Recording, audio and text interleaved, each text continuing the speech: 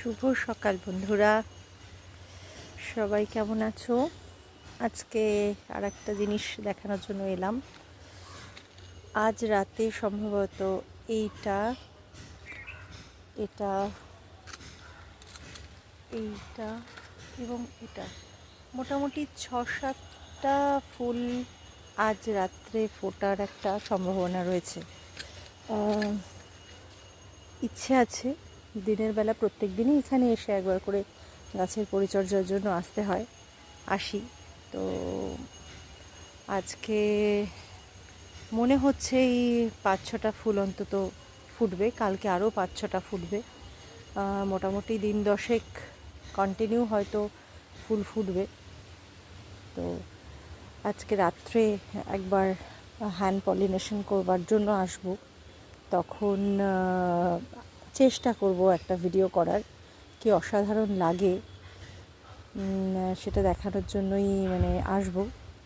আমারও একটা রোমাঞ্চকর অভিজ্ঞতা হবে রাত্রিবেলায় এখানে এসে। হ্যান্ড পলিনেশনটা করা ভীষণ প্রয়োজন ভালো ফল পেতে, এবং ফলের সাইজ বেশি ভালো করার জন্য হ্যান্ড পলিনেশনটা খুব দরকার।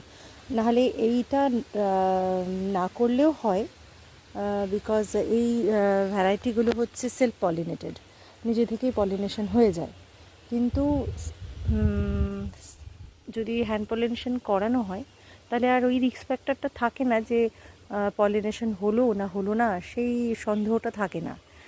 আর ফলের সাইজটাও শুনেছি ভালো হয়। এর আগেবার আমি করেও দেখেছি।